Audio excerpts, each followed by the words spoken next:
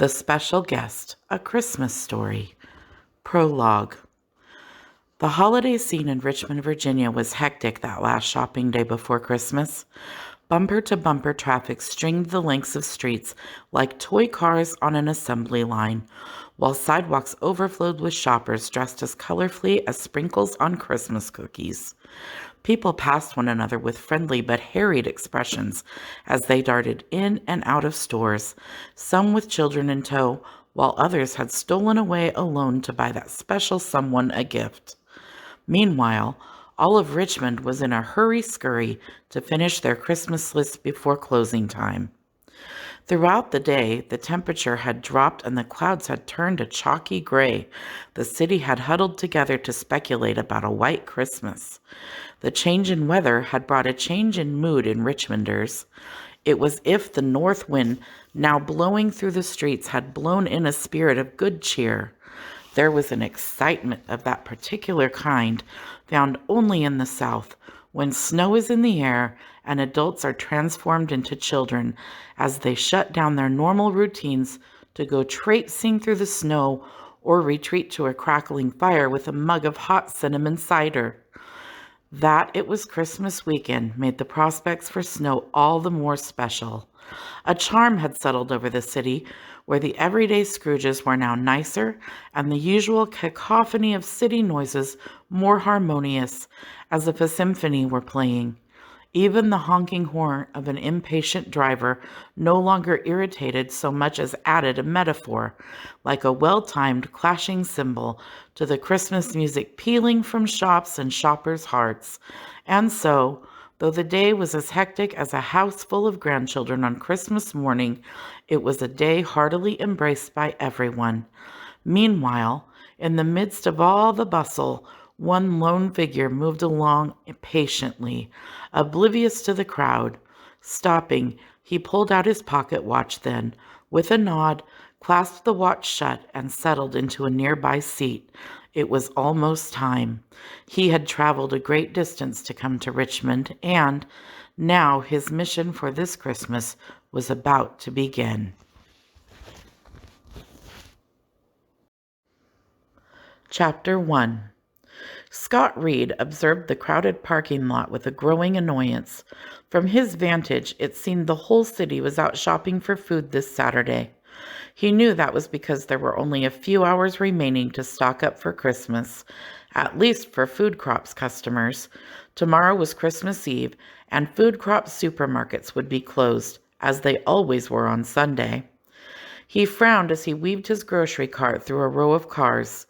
Thinking about the holidays had only made him more depressed today. Not because it was one of the busiest times of the year at his job either. No, he grimaced, it was because today marked the anniversary, and all day long fresh memories of the accident had flashed through his mind. At the moment, he was busy working his job as a courtesy clerk, which was just a modern title for an old-fashioned bag boy. Scott worked at the Food Crops Market in Carytown, a popular shopping district in Richmond. Carytown nestled inside a half-dozen city blocks like an old village. The vintage shops were reminiscent of an era predating malls and superstores, and famous locally for offering a variety of wares that could rival a giant bazaar. His thoughts drifted back to the present. Right now he was making, by his estimation, his 1,000th trip to a customer's car. Not just any customer, he reminded himself. It was Mrs. Brigglesworth, one of the bigwigs in the local garden club, and his Sunday school teacher from grade school years. At the moment, Mrs. B, as she was known to everyone, was chattering like a magpie about something or other. Back in Sunday school, Scott had learned how to tune Mrs. B out while not missing anything she said that was too important. Right now, he was practicing his old talent, finding her blue-tinted hair far more interesting than the conversation. As a youngster, he had wondered why Mrs. B's hair was blue. One day, his mother had explained that Mrs. B dyed it. Scott shook his head with a smile. To this day, her choice of colors remained a mystery. Now, as he followed behind, groceries in tow, he watched her hair sparkle and tried to think what it reminded him of. Blue cotton candy, perhaps? There was a lull. She had asked him a question. "Ma'am?" he asked. Mrs. B slowed down so he could catch up. "You're not a daydreamer still, are you, Scott?" She was teasing him. "Sorry, Mrs. B, I didn't hear you." "I said, will you be attending the live nativity at church tomorrow night?" "I'm in the play." "Are you now?" She looked pleased. "What part?" "I'm one of the wise men. Actually, I'll be riding the camel this year," he added proudly. "How'd you manage that?" "We drew straws, and I was the lucky one." Scott's church had used the camel Penelope in their play for years. He was sure the exotic animal was one reason the play was such a popular attraction in Richmond. Each year, only one wise man was selected to ride Penelope, and this year it had been him. Scott smiled to himself. He was glad that his parents had insisted he try out for the part, because riding Penelope was like being a celebrity. "It couldn't have happened to a nicer person," she patted him. "Did you know I was in our church's first live nativity?" He shook his head. "I was. I played Mother Mary, and my husband Fred played Joseph. That was Christmas 1945, the year World War II ended. I remember because Fred and the other boys in his unit had just returned from Europe. He served in Virginia's Blue Ridge Division, you know. Saw action in the Battle of the Bulge, too," she added proudly. Mrs. B stopped talking long enough to pop the trunk of her car. "While you're loading the groceries, I'll tell you a funny story about that first play." As he started filling the trunk with grocery bags, Scott glanced at Mrs. B. Her eyes had a faraway look as she hugged her purse close. "That was the first year we started using real animals," she began. "Someone got the idea the Christmas story would be more memorable for the children that way, which it was. We got permission from the preacher, then made arrangements to borrow some barnyard animals from Jack Sneed, a farmer in the church. One of the animals was a cow. Well, everything was going fine for the night of the performance until the cow decided to walk the aisles. Somehow she found Jack Sneed seated in the congregation and started nudging him with her nose and mooing and carrying on to beat the band." Mrs. B started to chuckle. Probably she was saying she wanted to go home. "Anyway, at first everyone tried to keep a straight face as Reverend Stodges read from the Bible. Jack, meanwhile, tried to discreetly lead his cow back to the manger scene, yet no sooner did he get her situated and started walking back to his seat than she trotted after him." Mrs. B's eyes danced with merriment. "There I was rocking baby Jesus and trying not to laugh, while Jack tugged on his cow, her neck stretching like a rubber band, while her feet refused to budge an inch. It was a hoot." As you can imagine, the audience couldn't restrain themselves. The whole church broke into laughter right in the middle of the play. Even Reverend Stodges, who was always the formal sort, joined in the fun. I don't think I ever laughed so hard as that night. "What happened to the cow, Mrs. B?" "Jack finally got her outside, but by then she had stolen the show. Somehow we still managed to talk the preacher into using animals the next year. After that, it was a tradition, and now," she nudged him, "we even use a camel." "Yep," Scott grinned. He had finished loading the groceries and was leaning on his cart, enjoying Mrs. B's story. "By the way," her tone became serious, "how's your sister doing?" Feeling his stomach tighten at the question, he straightened up. "She's still the same. You know, I had a dream the other night that Jenny recovered. It was a strange dream, though now I can barely remember the details." Mrs. B's voice lowered. "When I woke up, I just knew it meant something." She studied him. "You believe your sister is going to recover, don't you, Scott?" Lots of people with good intentions had tried to be encouraging during the past year, like Mrs. B was doing now, but he was beginning to have his doubts. "I guess," he answered, looking down to hide the hurt he felt. Mrs. B tried to look him in the eye. "You don't sound too convinced." Scott shrugged as he stared at the pavement. "Don't you worry," she patted his arm. "Your sister's going to be fine. Just you watch." A gust of wind suddenly whipped across the parking lot, throwing them both off balance. Brr! Mrs. B shivered and pulled her overcoat tight at the neck. Think the weatherman is right about a white Christmas? Scott looked up at the sky. All afternoon he had watched the clouds turn grayer. Thinking of snow now brightened his mood. I sure hope so. Me too, she winked, sliding behind the wheel of her car. A white Christmas is magical. Pushing his cart back to the store, Scott noticed a shiny old car which was double parked. He pushed alongside and peered into the driver's window. The interior was in perfect condition. He found the name Packard in chrome letters on the back trunk. Well, he had never heard of that make. Lingering for a minute, he walked around the car and admired the sleek aerodynamics, the oversized wheel wells, and all the shiny chrome. Boy, to have a car like this, he whistled. What would the guys at school say? Scott already knew he wanted a classic for his first car instead of one of those newer models. A horn suddenly jolted him back to the present. Remembering that his fellow courtesy clerks would be looking for him, he gave the car a last admiring glance, then hustled toward the store. Today wasn't a day to dawdle. He was about to pass through the store's sliding doors when, out of the corner of his eye, something caught his attention. There was someone sitting at the outdoor cafe. It was a man reading a book. Outside in this weather? He must be crazy, Scott thought to himself. The weather had turned so cold that, by now, Scott was wearing several layers of clothing underneath his food crops apron. At least the man was wearing an overcoat and hat. It was one of those old-fashioned kinds of hats, a Homburg he had heard it called, like his great-grandfather wore in photographs at home. In fact, this man looked like he could be from his great-grandfather's era. The stranger must have sensed Scott staring because he suddenly raised his head and gave Scott a quizzical look. Embarrassed to be caught staring, Scott nodded at the man and quickly pushed his cart inside the store. The brief encounter with the stranger gave Scott a strange feeling that tugged at him throughout the afternoon. As he carted groceries out to customers' cars, Scott found himself glancing over at the cafe tables to see if the man was still there.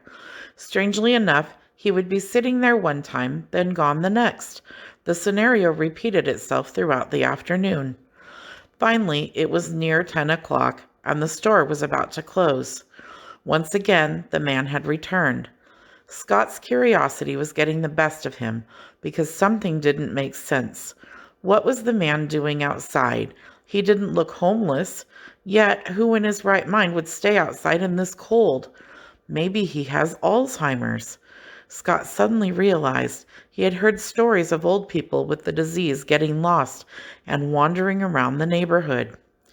He decided he had better check on the man before the store closed. The man could freeze to death if he stayed outside overnight. Besides, Scott knew he wouldn't shake the strange feeling he had until he got an answer.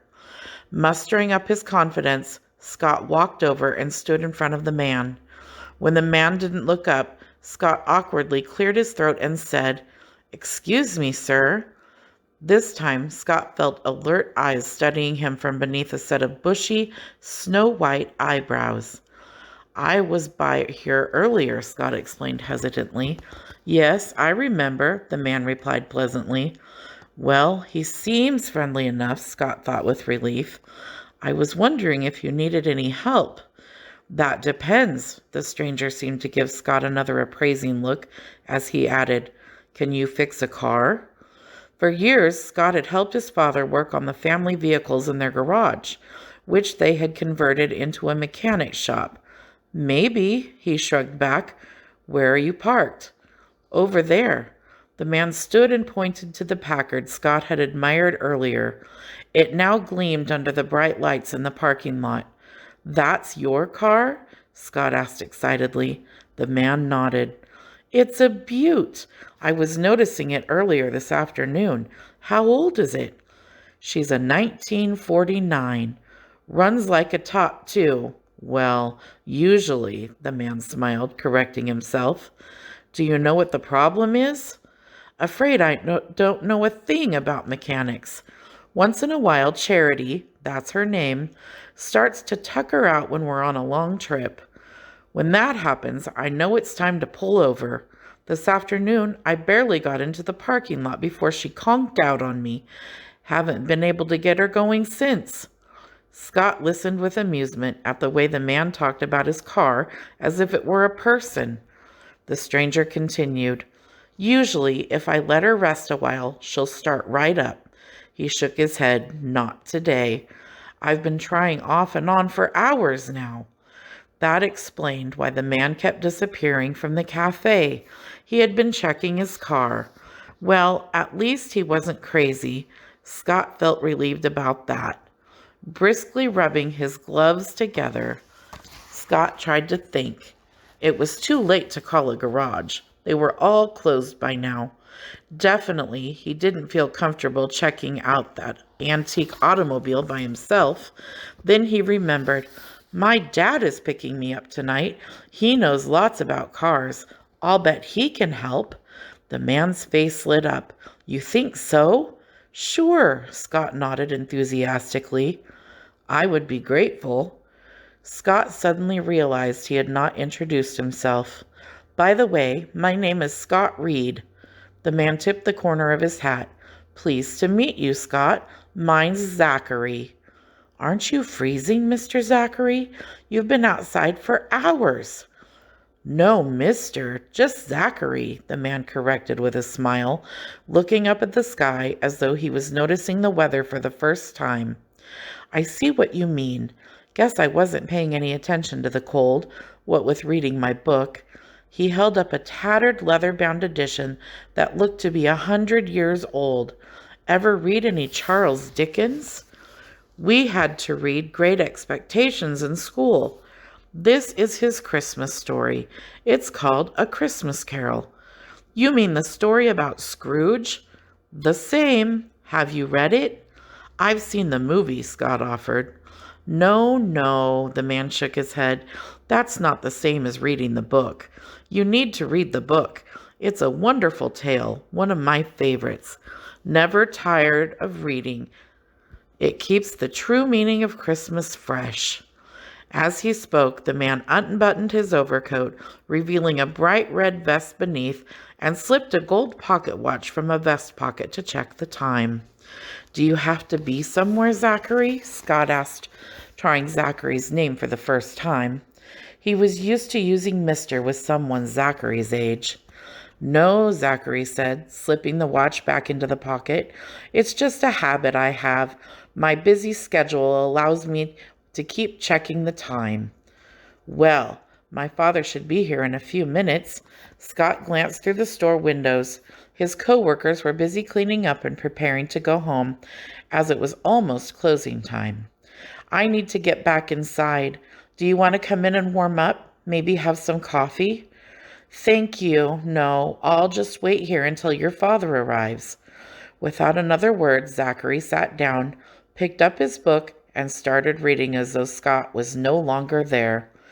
Suit yourself, Scott replied quietly with a bemused shrug. Maybe the man is a bit odd after all, he thought, as he pushed his cart into the store. Still, there was something about Zachary he liked. He rather reminded Scott of Jimmy Stewart as the grandfather in one of those Lassie movies, except for the bushy eyebrows. He finally realized who they reminded him of, his great-grandfather. Chapter 2. A half hour later, Scott saw his father pull up outside the store. He hurriedly wished his store manager a Merry Christmas, then ran out to the family van to tell his father about the stranger. Max Reed listened patiently while his son explained Zachary's predicament, then replied, "Let's go take a look." Parking the van, Max followed his son over to where Zachary was seated. Scott made the introductions, then watched as his father stared at the stranger for what seemed like minutes. Finally, Max spoke. "Have we met before?" Zachary smiled.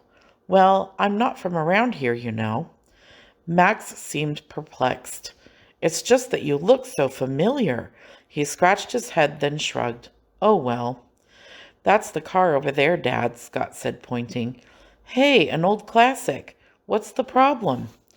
As they walked over to the car, Zachary explained what he had told Scott. Max walked around the old automobile, examining it with an appraising eye.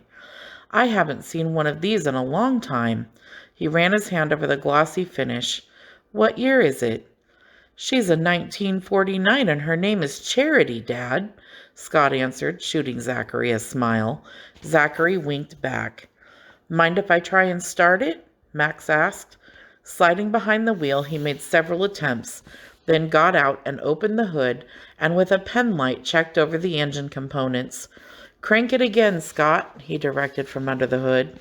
Scott slid behind the wheel and turned the key. Hold the pedal down, his father called out. It was no good. The engine whined as long as Scott turned the key, then died. Straightening up, Max analyzed the situation. Your battery is working, it's getting gas, and the spark plugs are getting fire. He looked at Zachary and shrugged. Sorry, without my test equipment, I don't know what to say. She can be pretty temperamental, Zachary patted the fender. Max glanced at his watch. Problem is, everything is closed by now, and most places won't be open again until Tuesday, day after Christmas. Do you have a place to stay? No, said Zachary, glancing around the parking lot uncertainly. Scott noticed that the lot had quickly emptied. He had an idea and whispered it to his father. Max listened to his son, then nodded. Okay, you can ask him. Scott made the offer. Zachary, if you need a place to stay, we have an extra room at our house. Oh, I couldn't impose like that. Not on Christmas weekend. Nonsense, Max held up his hand. You can't stay in a hotel over Christmas. That would be downright depressing. Besides, we have plenty of room at our house. Come enjoy Christmas weekend with the Reed family. Zachary studied both of them. You're sure? Scott added, My mom's a great cook. I don't get home cooking very often, Zachary mused. Well, how can I say no to that offer? Cool, Scott beamed, glad that Zachary had accepted. Do you have a bag, Zachary? Sure do. Zachary opened the driver's door and hoisted an old leather roll bag off the back seat. Let me put it in the van for you, Scott offered. Okay if I drive, Dad? You bet, Max said, tossing Scott the keys. Grateful for the opportunity to use his new driving permit, Scott selected the long route home while everyone got acquainted. 10 minutes later, they pulled into the drive of a 2-story, white clapboard house with tall trees in the front yard. They were met by Scott's golden retriever, Beauchamps, who led them up the drive barking. Why don't you run and tell your mother we have company, his father suggested as they rolled to a stop. As he dashed up the front steps, Scott called back to tell his father to make sure he introduced Zachary to Beauchamps. Inside, he found his mother in the kitchen. She was stirring dinner on the stove. What's all the excitement about, Scott? She asked, turning around as he entered. We've got company, Mom. Really? Who? His name is Zachary. His mother stared at him with a questioning look as he tried to spy over her shoulder to see what was for dinner. He was starved. Well, where is this Zachary? He's coming in with Dad. What's for dinner? He lifted the lid off the big pan and answered his own question. Chili, all right. Grabbing the wooden cooking spoon, Scott blew on a mouthful. Chili was one of his favorite winter meals. The front door opened a second time. Hello, Max called out. Drying her hands on her apron, Ellen Reed followed her son to the front door. As she kissed Max hello, her eyes rested on the stranger. She had not expected someone so well dressed. Max had brought strangers home for a meal in the past, but this man did not appear to be homeless, as was usually the case. Scott, introduce your friend to your mother, his father prompted. Mom, this is Zachary. Instead of shaking her hand, Zachary leaned over and gave her hand a kiss. Scott smiled as he watched his mother's reaction. Clearly, she was charmed by the stranger's gesture. Will you be joining us for dinner, Zachary? She asked warmly. Actually, Scott and I have invited Zachary to spend the weekend with us, Max quickly explained. He needs a place to stay. Ellen nodded that was fine with her. The Reeds had an ongoing agreement never to turn someone in need away. You are welcome to stay with us, Zachary. Zachary fingered his Homburg. You're sure? Of course, Ellen smiled. Scott, will you show Zachary to the guest room upstairs and show him the bath so he can freshen up before dinner? Scott grabbed Zachary's bag and bounded up the stairs in a few hops. He called to Zachary from the top landing to follow. Coming, Zachary called back, then turned to Max and Ellen. You are very gracious to have me. Thank you for your hospitality. Before they could answer, he had climbed the stairs as effortlessly as Scott. Did you see that? Max whistled. He went up those steps like he was 50 years younger. Ellen didn't seem to notice. He's so charming, she glowed. Where did you meet him? Scott met him at Food Crops today. Why does he need a place to stay? I mean, he doesn't look homeless. He's not. He was traveling through Richmond when his car broke down. Max made a frown. You know, I could swear I've seen him before. Really? Where? That's just it. I don't know, but his face seems so familiar. I've never had my hand kissed before, Ellen ribbed her husband playfully. Max chuckled. I'm glad you like him. I think Scott does too. Maybe it will help to have a guest here this weekend. His face changed to a look of concern. How was your day? Difficult, Ellen grimaced. I relived the memories of the accident all day. How about you? Yeah, the same. I can't say as that I've been looking forward to this weekend. Ellen studied her husband's face. Well, we can be thankful that we still have our daughter with us. You're right, Max nodded, his face taking on a smile as his mood changed. Now what can I do to help you get dinner ready? Not a thing. Why don't you go say hello to Jenny while I set another place for Zachary? Chapter 3. 10 minutes later, the Reeds and their guest had gathered around the dining room table. After grace, Ellen served up the chili while Scott explained how he and Zachary had met. It sounds like you've had a long day, Ellen responded, giving Zachary a sympathetic look. I'm just grateful your son offered to help me. No one else did. Max and Ellen shot their son proud looks, which Scott tried to shrug off, finding the attention embarrassing. Ellen smiled at her son's modesty and continued the conversation. What brings you here to Richmond, Zachary? I was actually passing through on assignment. Business? Zachary accepted the plate of cornbread, took a piece, and passed it on to Max. You might say so. I work for a charitable organization. What kind of charity? Max asked. My organization helps people with special needs who come to our attention. Like, for instance? Oh, it can be for any number of reasons. Most times our clients need special help with employment, a family crisis, finances, that sort of thing. You do all of that? Zachary nodded. My organization provides me with all the resources I need to do my job. Actually, the fact that every case is a different challenge is what I enjoy most about my work. Your work sounds wonderful to me, Ellen replied. Max agreed. What's the name of your organization, Zachary? We are funded by a private benefactor. I'm afraid he insists on anonymity. Scott, who was wolfing down his chili, stopped eating. What Zachary was saying sounded intriguing. So you're like a secret agent? Zachary chuckled. Well, not exactly. I just try not to draw attention to myself. Odd, Scott thought. Everything about Zachary called attention to himself, whether it was his bushy eyebrows that looked like patches of cotton, or his outdated clothes, not to mention his Packard. I couldn't help but notice you today, Scott shot Zachary a smile. Scott, his mother admonished. Yes, you did indeed, Zachary winked. That's okay, Ellen. I think Scott is telling me I look a bit outdated. To tell you the truth, I have trouble keeping up with all the new fads.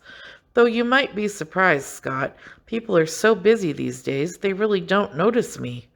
Max drummed his fingers on the table as he tried to think. There was a popular show on television back in the 50s. Wasn't it called The Millionaire, dear? I think so. I remember I used to watch it in the afternoons with my grandmother. Why? Each show, the main character, I forget his name, visited someone who had been specially selected and handed them a check for $1 million. The mysterious part about the show was the benefactor who stayed behind the scene, like in Zachary's organization. Is that what you do? Scott asked, his eyes growing big. The $1 million part doesn't sound too familiar, Zachary chuckled. I'm afraid my employer is too frugal for that. Zachary seemed amused by the conversation as he scooped up his last spoonful of chili. This is delicious, Ellen. Would you care for more? Zachary gave an enthusiastic nod, which was quickly seconded by Scott and Max. While Ellen refilled their bowls, Max continued asking questions. He was intrigued about Zachary's work. So, I take it you travel a lot? All over. I just came from Missoula. Missoula? Scott frowned. Montana. You mean you drove Charity all the way out there? Scott's eyes grew wide. Sure, like I said, she's a great automobile. Just once in a while. Oh, Mom, Scott said, interrupting Zachary. I forgot to tell you how old Charity is. She's a 1949 model. No wonder you broke down today, Ellen's reply made the men laugh. Turning to his father, Scott asked, Are we going to try and work on Zachary's car tomorrow, Dad? Sure, why not? Wait a minute, Ellen interjected. We have church tomorrow, remember? Then, Scott, you have dress rehearsal tomorrow afternoon for the play tomorrow night. She gave them a reproving look. And besides, you know I don't approve of that sort of thing on Sunday. But Zachary needs his car, Scott protested. He didn't want to say it, but he was anxious to take a ride in the Packard. He had already thought it through. First, he was going to ask Zachary if they could take the car for a drive. Then he would see if he could find some of his friends to show it off to. None of them had ever driven a Packard, probably never even seen one. Scott smiled to himself. Boy, will the guys be envious. Scott's father interrupted his thoughts. Your mother is right, Scott. Max turned to Zachary. That is, unless you feel pressured to leave, Zachary. Zachary shook his head diplomatically. It can wait. Scott shrugged. Actually, he wasn't so sure he wanted Zachary leaving so soon anyway. He was enjoying their guest. A ride in the Packard could wait a day or so. Changing the subject, he asked, Guess what kind of car I want, Zachary? I'm afraid I don't know too much about modern cars, Scott. It's not a modern one. I'm talking about a classic, like yours. Ever hear of a Bug? Zachary frowned. A what? Scott laughed. The little round car with the bug eyes. It's called a Volkswagen Bug. They don't make them anymore. No, don't think I have. They're really cool looking. Max interrupted. Son, I've told you a car is a lot of upkeep. That's why I don't want you to even think about buying an automobile right now. Max, he's just being a normal 16-year-old, Ellen coaxed her husband with a smile. She leaned toward their guest and explained, Scott has just acquired his driving permit. Then in a low voice, as you can see, there's a battle of the wills going on over this car thing. Scott made a scowl. I shouldn't have brought it up. Zachary cleared his throat and tactfully changed the subject. Did I hear something about a play tomorrow night? Ellen explained about the church play and Scott's special part. How did you learn to ride a camel, Scott? Zachary asked, obviously impressed. Penelope's not hard to ride. Her trainer taught me how. You just have to pretend you're riding a rocking chair. That seemed to tickle Zachary. You know, Scott, you and I really haven't had a chance to get acquainted. I don't even know what grade you're in. I'm a junior. Tell Zachary about the riding contest you recently placed second in, Scott, his mother prodded. It was just a local thing, a short story contest sponsored by the Richmond Times and News. Zachary's eyebrows arched with interest. What was your story about?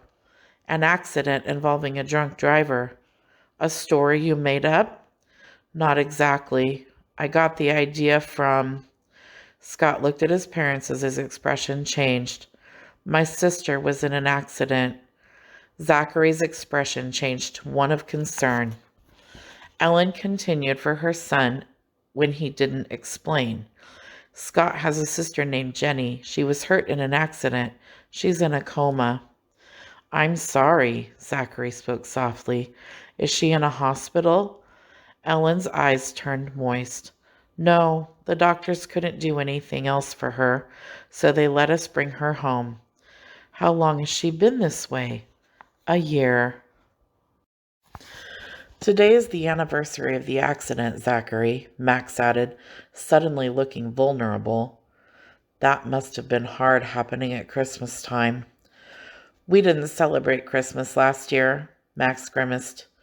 Do you mind if I asked what happened? Ellen's voice became noticeably strained as she explained. A drunk driver hit Jenny while she was riding her bicycle in our neighborhood. When she was thrown from her bike, she struck her head. She's been in a coma ever since. Did she suffer any other injuries? Miraculously, no. To see her, you would never even guess she was in a coma. To us, she always appears to be sleeping, doesn't she, Max? Max nodded. What do the doctors say? They aren't too encouraging. They don't have any answers, except to say every case is different. They say she could stay in a coma the rest of her life, or she could just wake up one day. Zachary toyed with his spoon, then looked at the reeds. What do you think? Ellen glanced at her husband. We were optimistic at first. Lately, well, it's been discouraging.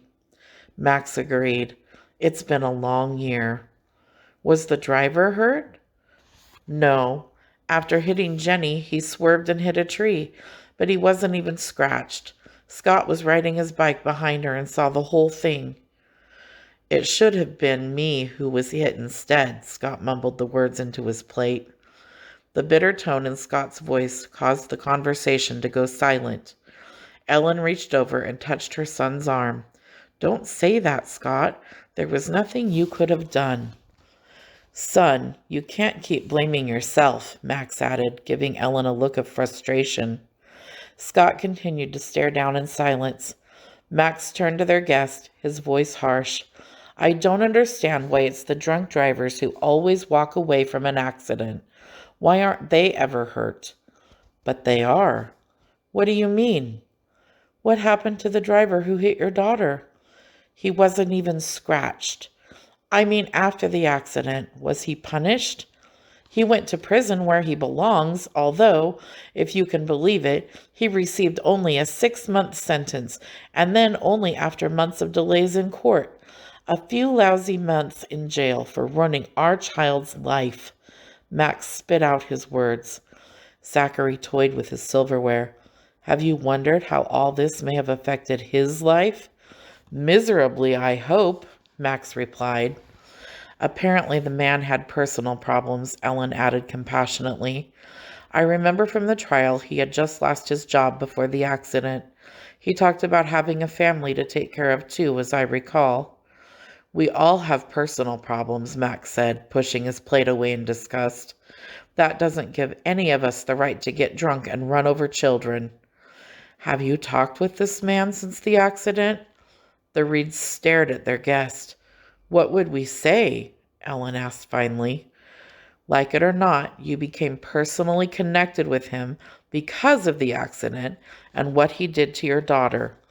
I doubt that his going to jail has removed his guilt any more than it could resolve your feelings about what happened. That requires something on your part. Like what? Max asked warily. Zachary looked at each of them. An act of forgiveness. At the words, the room became uncomfortably quiet. No one knew how to respond to the pointed remark. Finally, Ellen decided to break the awkward silence. I guess if everyone is finished, why don't I serve dessert in the living room so we can enjoy the Christmas tree? She began gathering the plates. Scott, if you will help me, your father can take Zachary and go get a fire going.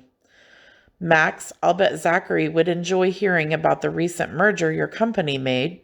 She was sending a message with her eyes for him to relax and entertain their guest. Max worked hard putting the deal together, Zachary, she said proudly.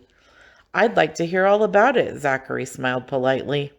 It seemed he had not noticed the awkwardness of a moment ago. Ellen breathed a sigh of relief as she pushed the swinging door into the kitchen. Scott followed with a load of dishes. Then, while deep in thought, he watched his mother cut her homemade apple pie. Mom? Yes? What's the name of the man who hit Jenny? Jake Fincastle. Yeah, that's it. We never have talked much about him, have we? No. I guess we never thought about how the accident affected him either, did we? I guess not. Ellen tried to focus her attention on dessert. Would you get me the vanilla ice cream, son? Scott pulled the carton from the freezer and set it on the counter. How come? I don't know. I guess we were angry about the senseless pain he had caused. It was just better not to discuss him. She scooped ice cream beside each slice. Besides, it was an irresponsible act, and he had to pay his debt to society. Scott flipped one of the table knives into the air, caught it by the handle, and flipped it up again. It was a habit that had helped him think. I didn't realize until tonight how much Dad has hated Jake Fincastle. Ellen looked at her son with surprise. I don't think your father hates him. Well, I have. If you have, it's because of what you've been through. A tragedy like what happened to Jenny causes bitter feelings. So you've felt it too. Of course. Ellen walked over to the sink. Ever since the accident, there's been a gloom over our house. Haven't you felt it, Mom? Ellen stopped washing her hands and turned to look at her son. What do you expect? Your sister is still in a coma in the other room. I know, but I think Zachary was right. What do you mean? Ellen started to feel flustered again. About needing to forgive Mr. Fincastle? Ellen was quiet a moment. Perhaps he was. How do we do that? Asked Scott. Ellen shrugged. We could pray for Mr. Fincastle. Scott wasn't satisfied, so he decided to say what he was really feeling. I think we should visit him. You mean in prison? Sure, why not? What would we say to him? The truth. Tell him how we felt. Say we're sorry for what happened. Ellen walked back to the island counter where her son was standing. She had to reach up to take his face in her hands. At 16, he was already half a head taller. She studied his sincere face, then let out a hearty laugh. Scott, sometimes I don't know where we got you. So what do you think, Mom? I guess it would be okay with me. Do you think Dad will go along with the idea? Ellen smiled at her son. Let's take dessert to the living room and find out. Chapter 4. Later that night, after everyone had gone to bed, the Reeds' guest quietly slipped downstairs. A nightlight was on in the family room that now served as Jenny's bedroom. The warm glow illuminated a beautiful little girl lying in bed, her porcelain skin glowing in the dim light. Long curls fell across covers tucked snugly under her arms. For a long while he stood next to the bed and watched her. Then he took her hand and, bending close, whispered into her ear. Finally, he straightened up, gently stroked her hair, then quietly retreated back upstairs. Chapter 5. The next morning, Ellen was up earlier than usual. She thought about the night before as she tidied up Jenny's room. During dessert, she and Scott had broached the idea of visiting Jake Fincastle. At first, Max had fought the idea, but he had finally relented after some persuasion from Scott and agreed to drive out to the prison after church today. Ellen sighed and fluffed a pillow. She was tired from wrestling with her emotions all night. Now she wasn't so sure she could talk with the man who had hurt her Jenny. She held the pillow and gazed at her daughter lying there helpless.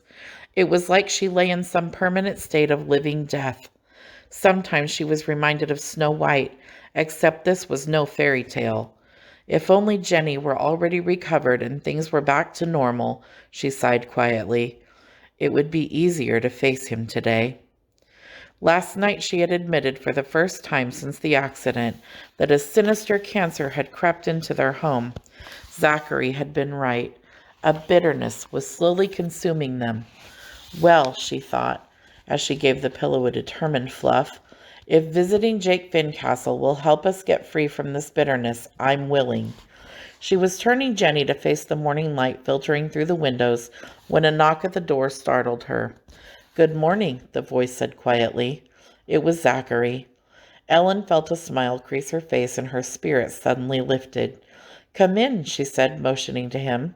She noticed his clothes from last night still looked pressed. "How is Jenny doing this morning?" he asked cheerily. "She's fine." Zachary moved next to the bed and stroked Jenny's hair.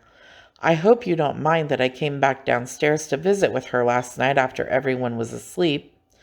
"Oh?" Ellen asked, surprised. "I wanted to tell her about our conversation during dessert. Do you believe she can hear when you talk to her?" "I'm not sure. The doctor told us that comatose patients can respond to a familiar voice, sometimes even familiar music.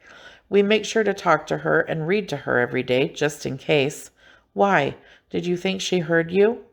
"It seemed so." Ellen picked up the brush off the night table and began fixing her daughter's hair. "I wish you could have met her before." She bit her lip to hold back her emotions. She was the most beautiful child. "I can see that. You know, Ellen, I've seen many tragedies like yours." "You have?" "Unfortunately, yes." Zachary walked over to the window and looked out reflectively. "In my line of work, I often visit hospitals." For a fleeting second, Ellen thought she saw an aura glowing around him before she realized it was the light coming through the window and surrounding his silhouette. The illusion made for a strange effect. What I've found to be most important is how we handle our circumstances. You have a special opportunity to experience what I'm talking about today. Ellen stopped and watched him. "You mean our visit to Jake Fincastle?" Zachary nodded and turned to face her. "How do you feel about the decision all of you made last night?" Ellen sighed as she braided Jenny's hair. "I had a rough night of it. In my heart, I know what we're doing is right, but my head isn't so sure." "That sounds normal enough. Just think how nervous Jake Fincastle is going to be seeing all of you arrive," Zachary added, smiling. Ellen looked up. "You've got a point. I didn't even think about that." There, she was finished with Jenny's hair. Now it was time to fix breakfast. "How do buckwheat pancakes and sausage sound for breakfast?" "They sound great. Even after all the good cooking last night, I have to admit I'm famished." "That's because you were outside all day yesterday. Come talk to me in the kitchen while I make up a double batch." Zachary hesitated. "I'm curious about Jenny. How does she eat?" "We spoon feed her. That's one reason the doctors let her come home. She doesn't require tube feeding or a respirator like many comatose patients." "It's amazing she can be in a coma and eat." "I know. They say it's a reflexive action to swallow. Anyway, I would normally feed her in the morning, but her nurse, Daisy, will be coming in shortly. Daisy feeds and sponge bathes her for me on Sunday." "So you have outside help?" "Yes, Daisy comes in several times a week so I can go shopping for food, go to church, that sort of thing. She's been a godsend." As Zachary followed Ellen into the kitchen, he asked, "Where are the men folk? I haven't seen them this morning." "Max is preparing the Sunday school lesson. He and I teach the junior high Sunday school class. Scott is outside playing with Beauchamps." "That's quite a dog Scott has," Zachary laughed. "He tried to carry my bag inside for me last night." "We got Beauchamps for Scott's 10th birthday. Those two are inseparable." She pointed to the fresh brewed pot. "Coffee?" "Please." Zachary took the mug and found a seat at the kitchen table while Ellen started the sausage. "You and Max have a mighty fine boy. I was impressed with him right from the start yesterday. He's a hard worker, too." "Thank you. The manager at Food Crops always gives him a good report." Ellen paused as she turned the sausage, then continued, "Sometimes I think this ordeal has been hardest on him. I noticed last night. Why does he feel so guilty about what happened?" Because he was there that day. You see, Scott has always been a responsible big brother. The afternoon of the accident, he was teaching Jenny to ride her bike without training wheels. He blames himself for taking her onto a busy street. He was really bad off the first few weeks after the accident when Jenny was in intensive care. He didn't eat, he couldn't function at school, yet he wouldn't talk about it.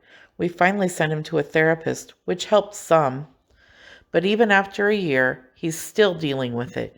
We find ourselves having to prod him to get involved in extracurricular activities, which he always loved doing before, like being in the church play. Although, Ellen paused, he did initiate entering the newspaper's writing contest on his own. Zachary pondered a minute. Writing the story was a safe way to deal with his feelings, I suspect. Ellen nodded as she reached for the buckwheat flour. Unfortunately, in the story, it is the irresponsible action of the main character, a teenage boy Scott's age, which causes an accident. It was well written, but left Max and me feeling bad for Scott. It was obvious that he had made himself the story's main character. Countless times we have told him there was nothing he could have done to stop a drunk driver from running off the road and hitting his sister. Ellen slumped against the counter. She felt tired. Last night was the first time he ever talked freely about the accident. I know that's why Max finally agreed to visit Jake Fincastle. He did it for Scott. I figured as much, Zachary replied, sipping his coffee thoughtfully.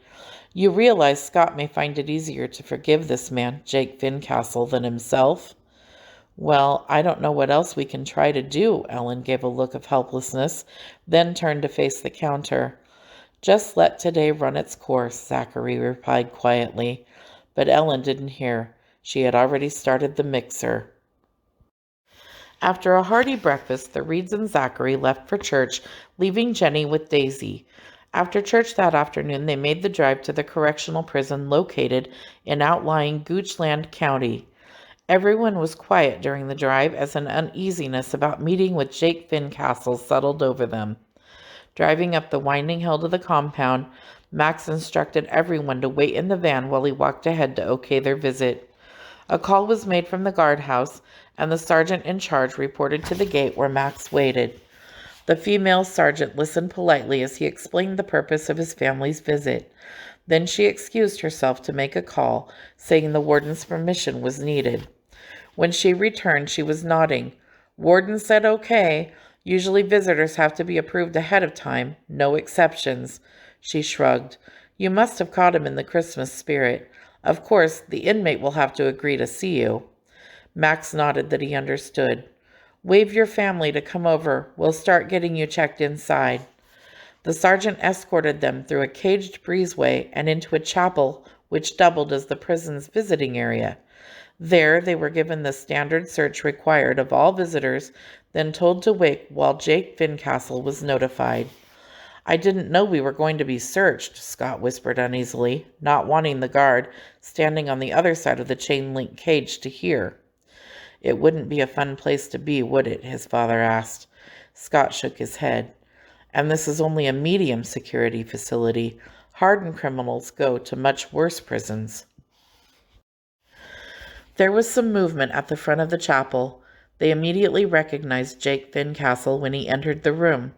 They remembered him being a slight man. Now, if anything, he was even thinner than at the trial. That he had lived a hard life was obvious. Deep lines creased his face like old shoe leather.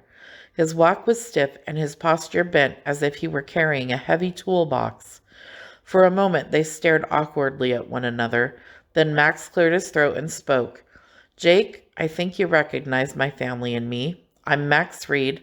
This is my wife Ellen and our son Scott. And this is our friend Zachary. Zachary, who was standing off from the group, nodded at Jake with a smile. Jake awkwardly nodded at everyone. From his expression, it was clear he didn't know how to respond. Max looked at Ellen and Scott before he continued. The reason we've come here today is to tell you that we're sorry for what happened and to let you know that we want to put the accident behind us. Jake stared at them without speaking.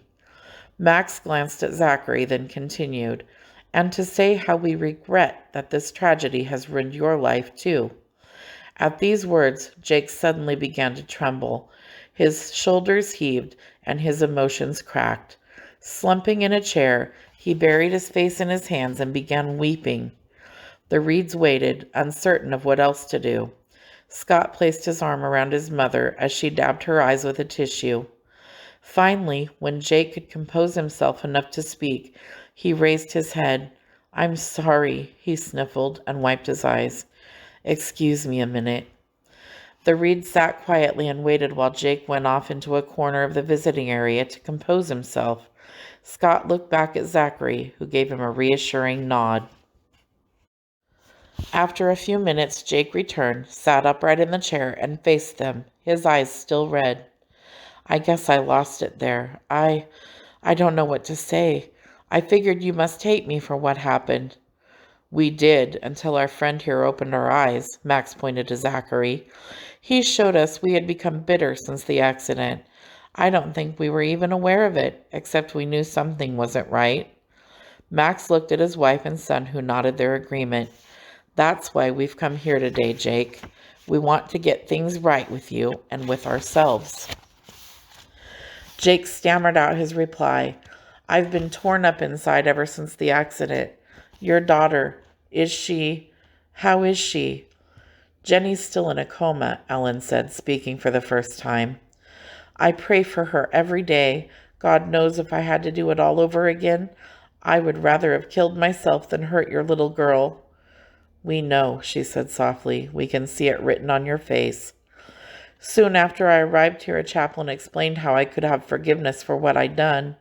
I've been praying for your daughter every day since. I wanted to write and ask about her, but I didn't have the nerve."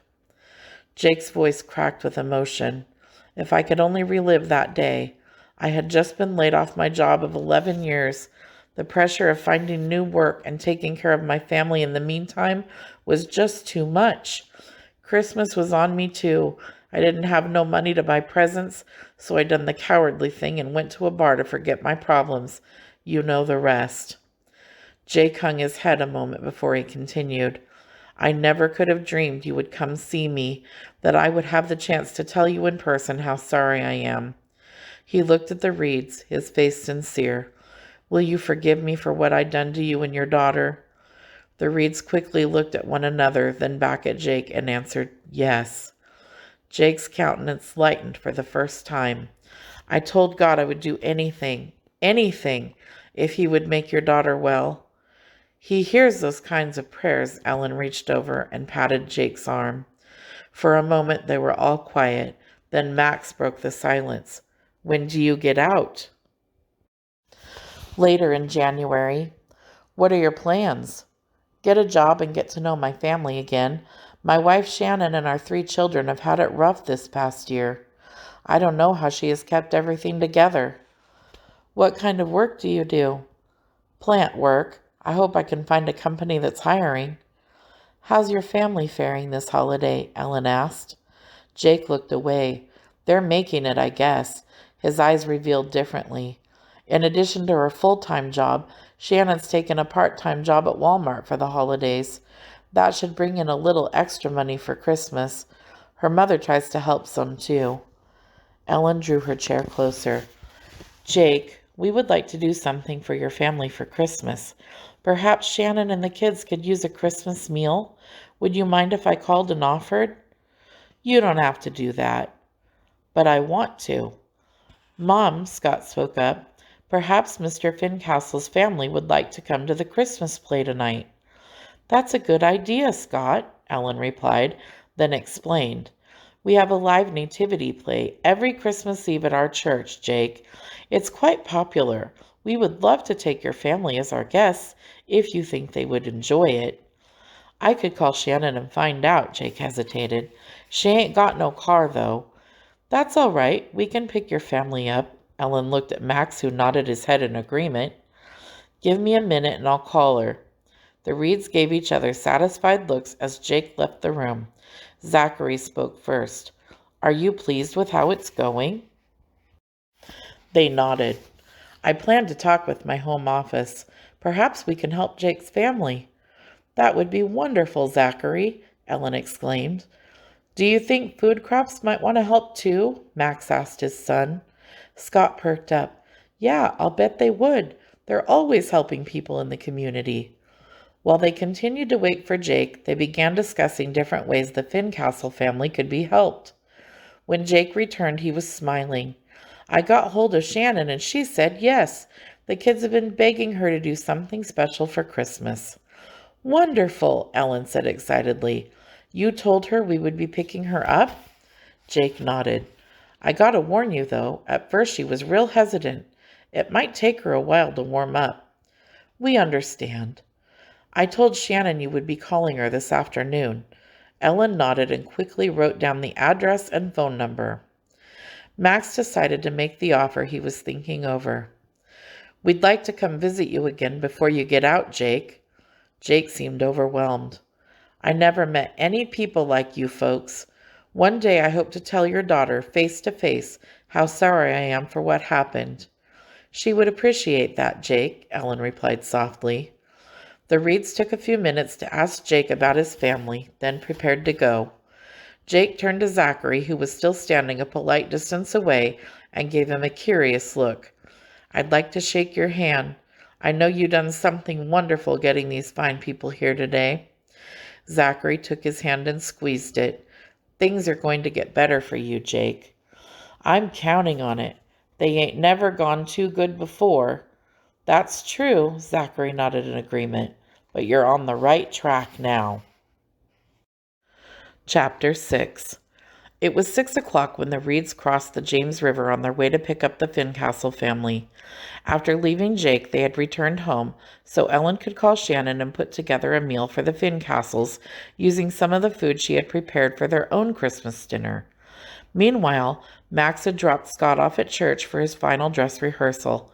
At the last minute, Zachary had decided to stay with Scott at the church. Now, riding alone in the car, it was Max and Ellen's first chance to discuss the afternoon. I was proud of you today, Ellen said, leaning over and squeezing her husband's hand. Max smiled as he strained to look over the bridge railing to catch a glimpse of the river, but it was too dark to see anything. Ellen continued, The way you spoke to Jake for all of us touched me. I have to admit, I didn't know how he was going to react beforehand, but when he walked into the room and I saw he was a broken man, I knew I couldn't hate him. He'll never forget what you did. Max sighed. I don't know about you, but I feel like a big sack has been lifted off my back. Zachary was right about what he said last night, wasn't he? Yes, I have to admit he was. Max glanced over at his wife. What do you think about him? What do you mean? Ellen made a questioning look. I mean his showing up on the anniversary of the accident and now this whole thing today. Ellen was silent a moment. Maybe he was supposed to. I don't know what to think, she shrugged. Max continued to stare through the windshield. I just wish I could put it together where I know him from. It sure would make me feel better. He noticed an exit sign up ahead. Is this it? Yes, Ellen turned on her reading light and quickly rechecked the directions. Take a left at the bottom of the ramp. How did Shannon sound about coming? Max asked, making the turn. Reserved, like Jake said, but in all fairness, she wasn't there today. As they followed the directions into a modest neighborhood, Max and Ellen began to mentally prepare to meet Jake's family. Max located the house number and pulled off the street in front of a bungalow. They both smiled when they noticed two little faces peeking out the front window. A demure woman greeted them at the door and welcomed them inside. It was Shannon. Come over here where you can meet Mr. and Mrs. Reed, she motioned to her children. She gave the Reeds a nervous smile. They've been asking all sorts of questions about the Christmas play. A gangly boy, tall for his age, stepped forward. This is Gary, our oldest. He's 12. Gary offered a limp handshake and a mumble, then backed away, his eyes staying locked on the floor. It was obvious he was uncomfortable. Shannon offered the Reeds an embarrassed shrug, then moved to the next child. This is Sherry. She's 7. A pretty girl with big eyes offered a shy hello. Ellen noticed the dainty dress and red bow holding back her long brown hair. "You look very pretty tonight," she said, leaning over and giving the girl a wide smile. The girl beamed at the compliment. Shannon looked down at the tot hiding behind her skirt. He had not taken his eyes off the reeds the whole time. "This is my youngest. We call him Little Jake. He's 3. Uncertain eyes stared up at them. Max pulled something out of his coat pocket and knelt down to little Jake's level. "Do you like candy canes?" he asked, holding out the peppermint. The little boy's eyes grew round with delight as he grabbed for the candy. The child's response brought a laugh from the adults that helped relieve some of the tension. "You just made a friend for life," Shannon smiled at Max. "That's what I wanted," Max replied, mussing the little boy's hair, then turned to offer the 2 older children candy canes. Sherry accepted with a polite thank you, while Gary shook his head no. "Let's hurry and get our coats on, children," Shannon urged them. Ellen watched as Shannon helped her children with their coats. She was a thin woman, probably in her mid-30s, Ellen guessed. Her large brown eyes held a sadness that disclosed a life of difficulty. Still, her face was attractive. Like her daughter, she had long brown hair, which she pulled back in a ponytail that hung halfway down her back. Ellen noticed she was wearing a summer dress that looked barely warm enough for inside the drafty house, much less for braving the outdoors. The surroundings were meager, too, with the only sitting furniture in the living room being a dilapidated sofa and 2 vinyl chairs with rips that revealed yellow stuffing.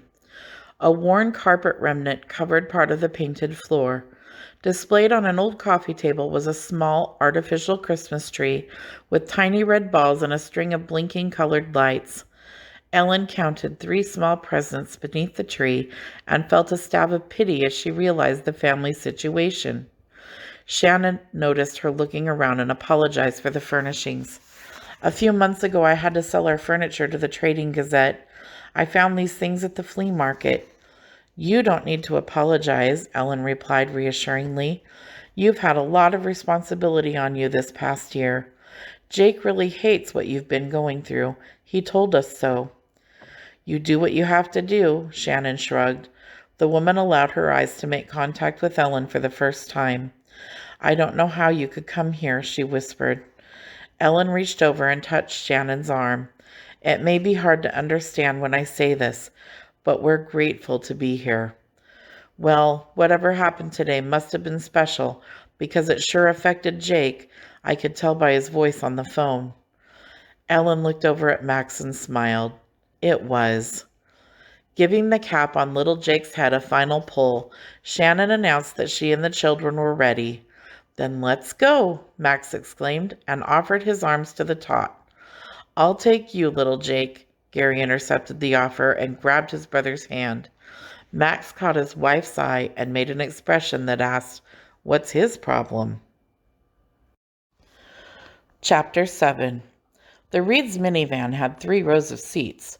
The boys climbed on the bench in the very back, while Shannon and Sherry sat on the middle seat behind the Reeds. On the way to church, Max and Ellen made conversation with the children, asking about their school activities and friends. 20 minutes later, they pulled into the church's already crowded parking lot, then hurried to find Zachary, who was waiting for them in the vestibule. Before the Reeds could make introductions, Zachary spoke to the children. "How did you know their names?" Shannon asked him with bewilderment. Zachary began bouncing little Jake, who had already climbed into his arms. "Oh, I must have heard their father mention their names this afternoon." Max, who was looking through the large double doors leading into the sanctuary, motioned for everyone. "Come on, we'd better find some seats." "Not to worry," Zachary said, waving everyone to follow him. "I saved us a pew." As they filed into their pew, Mrs. Brigglesworth saw them and hurried over. "Hello, you 2," she said to Max and Ellen, flashing her trademark smile and giving them each a hug. She was wearing a huge Christmas tree brooch on her coat lapel with red and green rhinestones that substituted for tree ornaments. "You 2 must be so excited," she fluttered. "Scott told me all about his part when I saw him at the grocery store yesterday. I can't wait to see him riding that camel." Mrs. B noticed Shannon and the children for the first time. "You brought guests, I see." Ellen made the introductions. When she got to Zachary, Mrs. B suddenly became flustered. Max nudged Ellen as they watched Mrs. B respond like a nervous debutante at a cotillion. She was obviously taken with their handsome guest. Zachary offered a polite hello, then turned his attention back to playing with little Jake. Mrs. B sniffed at Zachary's seeming off-handedness, then, without missing a beat, turned to Ellen. "Guess who's coming to see me tomorrow?" Not waiting for an answer, she gushed on in her mile-a-minute style. "My son Robbie and his family. I'm so excited. I haven't seen them for 6 months. They live in Delaware now, you know." "I remember," Ellen nodded. "That's wonderful." She was glad Mrs. B was having family come for the holidays, especially since this was her first Christmas alone. Her husband Fred had passed away earlier in the year. The lights blinked. It was a signal for everyone to take their seats. The play was about to begin. Mrs. B wished everyone a Merry Christmas and whisked off to her seat. The children, who had been briefed about Scott's role riding the camel, now fidgeted with excitement as the lights dimmed. Max looked over at Gary with a smile. Thinking that no one was watching, even he had let his guard down. The spotlight focused on the minister as he began reading the Christmas story from the Bible. The first scene opened with the angel Gabriel appearing to Zechariah and foretelling the birth of John the Baptist. As the passage was read, the scene was acted out. The scene arrived with the shepherds on the hillside outside of Bethlehem watching their flocks. Suddenly, angels dressed in cascading white garments descended from hidden places in the ceiling. Max nudged his wife. The Reeds watched with delight as the Fincastle children's mouths dropped open and their eyes grew round in wonder. Suspended between floor and ceiling by nearly invisible wires, the angels announced the arrival of the Christ child to the shepherds. Even Zachary's face radiated with pleasure at the spectacle, which looked very real. Once again the sanctuary darkened as the scene changed. "It's almost time for Scott," Ellen excitedly passed the word down the pew. As the caravan of wise men made its way into the church, the children spontaneously leapt to their feet to get a better look. The first 2 wise men were seated in palanquins, which moved down the aisle in exaggerated pomp, the poles of their carriages resting on the shoulders of foot servants. Following behind, Scott was riding the camel. Squeals of delight sounded throughout the church as the strange creature plodded down the aisle. The Reeds watched proudly as Scott passed by. He was dressed in a colored tapestry robe, which Ellen had made, along with a glittering gold turban. Max chuckled as he watched his son rocking back and forth. "He's going to need a chiropractor after tonight," he whispered to Ellen.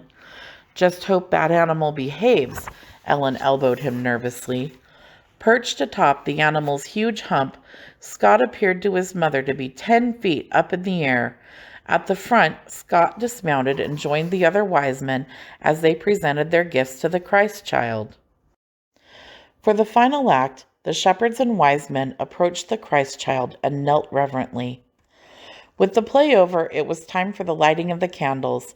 Everyone had received a candle before the play, which they now lit by passing the flame from one candle to the next, until the whole sanctuary was filled with hundreds of lights. Raising their candles toward the ceiling, the congregation sang Silent Night a cappella. Following the service, an announcement was made that there were presents down front for all the children. The Fincastle children pulled at their mother excitedly. "Can we go too?" they asked. Shannon looked at Ellen. "Of course you can," Ellen smiled. Little Jake and Sherry each grabbed a hand and tugged Zachary down to the front, while Gary followed awkwardly behind. Shannon turned to Ellen. "The play was wonderful. I never saw the Christmas story so real. I can't wait to tell Jake about it." "Well, we hope he will come next year." "He told me we're going to start attending church when he gets out. I hope he means it." "I think you're going to find a lot of things different, Shannon," Ellen said reassuringly. As the women talked, Max watched the children work their way toward the presents. Shannon's voice faltered as she spoke. "I've been wanting to ask how your daughter is doing. Jake said she's still in a coma. The guilt, which Ellen had seen in Shannon's eyes earlier, had returned. Unfortunately, she's still the same. I can't imagine how you could be so kind after what has happened. I don't think I could. Ellen reached for Max's hand with a smile. Actually, seeing Jake today helped us resolve some things. I have to admit, I've noticed a change in Jake over the last several months. In what way? Max asked. He talks about mending his old ways, for one thing. That's a big change. Shannon was thoughtful a moment. You know, for the first time since all this has happened, I'm actually looking forward to Jake coming home so we can start over. As the adults were talking, Scott entered the sanctuary. Seeing his folks, he waved and walked over. He had already changed back into his street clothes. How did you like the play? He asked. It was wonderful, they exclaimed. Weren't you scared up on that camel? Shannon asked. Oh, it was nothing, Scott answered modestly, and explained to Shannon how docile Penelope was. Just then the children came running back up the aisle with Zachary in tow. Each was holding a little package. Look what we got, they shouted in chorus. Aren't you going to open them? Shannon asked. We're going to wait so we can have more presents under the tree, Gary spoke for his brother and sister. Do you recognize him? Shannon pointed to Scott. Yeah, Gary said, looking up at the older boy with awe in his eyes. He was on the camel. Max tossed Scott the keys. Why don't you take Gary and you two go warm up the van? Want to? Scott asked the younger boy. Sure. As the two of them left, Gary was wearing a big smile. He looked proud to be included with the older boy. Max turned to the rest of them with a mischievous look. Need I remind everyone it's Christmas Eve? We better be heading home. The children didn't need any more prompting to begin moving toward the parking lot. Chapter 8. On the way back to the Finn Castle's home, Ellen sat next to Shannon so they could talk. I have some dishes of food in the back I thought you could use for tomorrow's meal. You people are too much. Shannon shook her head with emotion. But we sure can use it. Do you guys get out to the correctional center to see Jake much? Max asked, turning around to face Shannon from where he was sitting in the front passenger seat. Not often. I don't have a car, and it's hard to catch a ride. My mother has taken me a couple of times, but she works a lot too. Would you like to visit during the holidays? Of course, but I don't know how. We would take you. We promised Jake today we'd come visit. That would be wonderful. Sherry perked up upon hearing them talk about her father. Mommy, are we going to see Daddy? Yes, I hope so. Oh, goody. How about it, Gary? Shannon turned to her son, who was sitting beside Zachary in the last seat. I don't want to go, he mumbled. As the excitement of the play had worn off, Gary had regained his earlier sullen mood. Gary has refused to visit his father in prison, Shannon whispered to the Reeds. Max looked back to see Gary ignoring his mother and looking out the side window. Now he understood the source of the boy's anger. He was resentful of his father.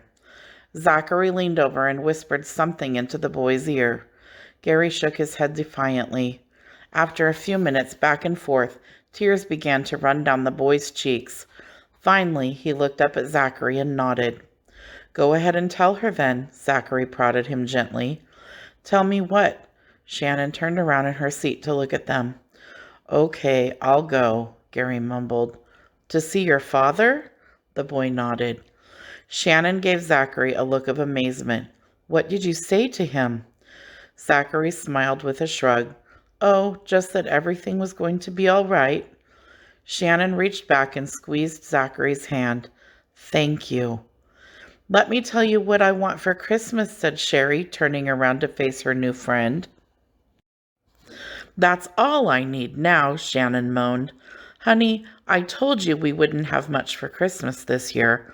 Now you're going to get your little brother all excited. Let the children have fun. It's Christmas Eve, Zachary gently prodded Shannon. Addressing her anxious eyes, he said to Sherry, "Tell me what you want for Christmas." Shannon raised her hands in resignation as Sherry and little Jake launched into their want lists. They were still reeling off the names of games, dolls, and toy cars when Scott pulled the van up in front of the Fincastle house. "I wonder what that could be," Shannon asked, noticing two large bags on the front porch. The kids didn't wait for the adults as they darted out of the van and ran to the porch to see. Suddenly, they were shouting excitedly. "What is it?" Shannon called out. Gary hoisted a bag. "They're full of presents, Mom." "What?" Shannon ran down the sidewalk to see for herself. Looking at all the presents, her mouth fell open. "How in the world?" She pointed to the bags with a look of bewilderment as the Reeds reached the porch. "Will you look at this?" "Let's take them inside and see who they're for," Zachary prodded with a hint of amusement. "Something strange is going on." Shannon shook her head, staring at Max and Ellen. The Reeds looked just as bewildered as they filed up the steps and into the house. Max and Scott quickly deposited the dishes of food in the kitchen which Ellen had prepared and joined the activity in the living room. The children were rummaging wildly through the bags, trying to figure out which presents were their own. "Hey, this one's got my name on it," Gary said excitedly. He held up a wrapped present. It was a square box with bulging sides. "It feels like a basketball, Mom." "Zachary, you were right." "What was Zachary right about?" Shannon asked. "That this Christmas would be different." Gary gave Zachary an admiring gaze. "Someone must have come while we were at church," Sherry announced, holding up a long present with her name on it. "They brought me presents, too." Little Jake made a struggling attempt to lift a gift half as big as himself. The comical scene made everyone laugh. Shannon gave her daughter a nod. "I guess they did come." Turning to the Reed, she whispered, "And you didn't have anything to do with this?" Max and Ellen shook their heads emphatically. "No, honest." "I don't understand." Tears welled up in Shannon's eyes. "I've never had anything like this happen before." Noticing Scott kneeling on the floor, the adults watched as he helped the children guess the contents of their presents. "Scott, you're such a good helper." Scott's smile said it all. He was enjoying the moment. Finally, after all the gifts were sorted by child, the Reeds began to make their way to the door. It was time to leave so the children could go to bed. "Kids," their mother leaned close and whispered, "don't forget to tell Scott how much you enjoyed the play and thank the Reeds for inviting us." The children cheered Scott until he blushed. Wanting to take the attention off himself, he said to Gary, "Sounds like you enjoy playing basketball." "Yeah." "Maybe you would like to go to the gym sometime." "Sure," Gary grinned. Out on the porch, Max looked at the sky. "I wouldn't be surprised to see a white Christmas come morning." His forecast brought a fresh round of claps and squeals from the children. "Remember what we agreed," Zachary reminded Gary with a hand on his shoulder. Gary looked up at Zachary with a boy's affection for a grandfather. "I won't forget." Max and Ellen gave each other satisfied looks over the change in the boy's attitude. "I'll be saying a special prayer for Jenny," Shannon promised quietly as the two women said goodbye. They agreed to talk later about visiting Jake. The children were still dancing with excitement on their porch as the Reeds drove out of sight. Chapter 9. When they arrived home, Ellen went straight to her daughter's room. She found Daisy sitting in the rocking chair, reading a Christmas story out loud to Jenny. "How was the play?" The matronly nurse looked up. "Wonderful. It was the best production ever." Ellen felt herself brimming with pride. Scott was a hit riding the camel. "I wish I could have seen him sitting on top of that beast. What a sight for sore eyes that must have been." Saying that, Daisy let out one of her belly laughs that Ellen always enjoyed hearing. "How about the family? Did they have a good time?" Sitting down on the edge of the bed, Ellen shared the details of the evening. When she came to the part about the bags of presents on the porch, Daisy's eyes grew round. "You don't know where the presents came from?" Ellen shook her head. What about the father? Maybe he had them delivered. Ellen explained. He doesn't have the money. Besides, he would have told Shannon. She didn't have a clue. Whoever it was had to know the family, because each present had a child's name on it. Daisy whistled. Strange things have been going on around here, too. Wait till I tell you what happened while you were gone tonight. Ellen felt her heart leap. Instinctively, she turned to check her daughter. Is everything all right? No emergencies, the nurse waved her hand. But earlier this evening, I went to the kitchen to make some tea. She leaned forward in the rocker to get closer to Ellen. When I came back, Jenny was stirring, like she was trying to wake up. Have you ever seen her do that? At Daisy's words, a shiver ran through Ellen like a current of electricity. She shook her head no and leaned over to study her daughter's face. Jenny looked peaceful as usual. Are you sure, Daisy? The Lord is my witness.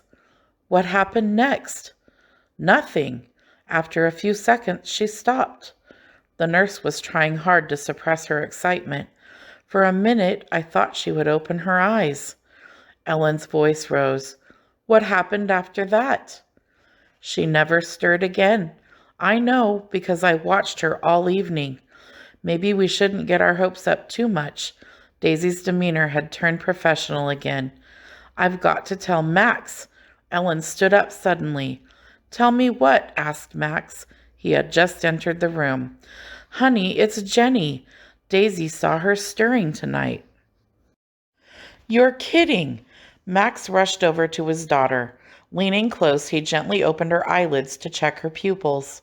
The doctor had told them any change in the pupil's reaction to light might be a sign she was beginning to respond. Daisy moved next to him. I checked them already. There's no change. Ellen was unable to control her trembling. Remember the doctor said this might happen, Max? Do you think she could finally be coming out of it? Max's face was blank. I don't know.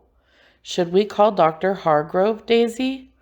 They both looked at Daisy. She was a retired pediatric nurse with experience in these matters. Why don't you keep a close watch on her through Christmas and see what happens? Either way, I would call Dr. Hargrove first thing Tuesday morning. I'm sure he will want to examine her, perhaps even order a brain scan. Max looked at Ellen, who nodded reluctantly. The elderly nurse squeezed Ellen's hand. This has been quite a day for all of you, hasn't it? Ellen nodded faintly. I know the two of you are exhausted. Except we may be too excited to sleep now, Max replied. Come on, we need to let you get home, Daisy. They followed Daisy to the door, where Ellen gave her a hug. Thank you for staying all day. We know you made a sacrifice being away from your own family. I didn't mind at all. I think of Jenny as my daughter, too. The Reeds knew she meant it. By the way, where are Scott and your guest? They're outside in the garage, Max answered. Scott is showing him our mechanic shop. He came in Jenny's room and visited with me this afternoon. What an interesting man. I was telling him about the hospital in Pittsburgh, where I worked before moving to Richmond to be with my daughter, and turns out he's been there. He knew all about the pediatric ward and some of the doctors and nurses from when I was there. Apparently, he once visited a child there who was in critical care. Daisy smiled. I bet you didn't know your guest this weekend was so special. Max and Ellen exchanged looks of surprise. Well, let me get along. I'll stop off at the garage and wish them a Merry Christmas before I leave. As Max opened the door for Daisy, he slipped an envelope from his coat pocket and handed it to her. This is a special thank you for taking care of our daughter this past year. Merry Christmas. With her emotions showing, Daisy accepted the envelope and left. As they stood at the door watching Daisy make her way out to the garage, Max turned to Ellen. What do you make of that? What are the odds of Zachary visiting Daisy's old hospital in Pittsburgh? Ellen shrugged absently. I guess I'm not surprised with everything else happening. She was thinking more about Jenny. Max, do you think we should tell Scott about tonight? I mean, I don't want to get his hopes up prematurely. He would be upset if we didn't tell him. You're right. She pulled her husband close. I'm so excited, but I'm scared too. We don't know if Jenny will be okay, even if she does regain consciousness. Maybe there will be brain damage. Ellen choked out the words as she said them. Hold on now. Max held up his hand. Remember, we take this one step at a time, like we have all along. Ellen had to agree. You're right. They were still standing at the door, looking outside, when Max suddenly snapped his fingers. Hey, we almost forgot. Forgot what? Our tradition of opening one present on Christmas Eve. Every Christmas Eve, the Reeds gathered around the tree, while each family member was allowed to select one gift to open early. The ritual made Christmas Eve fun and served to release some of the pent-up excitement. I had forgotten, Ellen laughed at herself. This day has just been too much. Don't you think we should? Of course. Zachary will enjoy watching us too. You don't think he'll feel left out? I have a present for him, Ellen smiled coyly. Max looked surprised. Just something I had on hand. Now, if you will get a fire going and call in the men, I'll put on the hot chocolate. It's a deal, Max said, heading out to the garage. When Ellen entered the living room, the men were already seated around a crackling fire. Hot chocolate, everyone, she announced, placing the tray of steaming mugs on the coffee table. She sat down on the couch where she could keep an eye on Jenny in the next room. As Max reached for a cup, she whispered in his ear, Did you tell them? No, I was waiting for you. Guess what happened tonight, she beamed. Zachary raised his eyebrows. What? Scott asked from the floor, where he was playing with Beauchamps next to the hearth. Ellen related to Scott and Zachary what Daisy had said. Before she could finish, Scott jumped up and ran to check on his sister. He came back into the living room, his emotions stumbling over his words as he tried to speak. What happened? That's everything, but isn't it wonderful? It truly is, Zachary said with a peaceful smile. Does it mean... Scott still couldn't say it. Does it mean Jenny will come out of her coma? His father finished the sentence. We don't know yet, son. It's a good sign that she might, his mother added confidently. Dr. Hargrove told us to expect something like this, remember? She carried a mug of chocolate over and handed it to her son. Scott took the mug and faced the fire. Mrs. B told me yesterday she had dreamed that Jenny recovered. I didn't believe her. The adults were quiet as they watched him. Maybe it has something to do with us going to see Mr. Fincastle today. What do you mean, son? His father asked. I don't know. I'm just thinking. Well, we'd like to hear what you're thinking. I mean, maybe God was waiting for us to visit Jake before he could help Jenny. That's an interesting thought, Max pondered. Certainly, Jake was a changed man by the time you left today, Zachary noted. We all came away changed, Ellen added. I didn't. Everyone looked at Scott again. You haven't forgiven Jake Fincastle? His father asked, surprised. That's not what I mean. Zachary balanced his cup as he leaned forward. You mean you still feel responsible for your sister and haven't forgiven yourself, don't you, Scott? Scott nodded, his back still to Zachary. Max looked at Ellen, then slid onto the ottoman beside his son.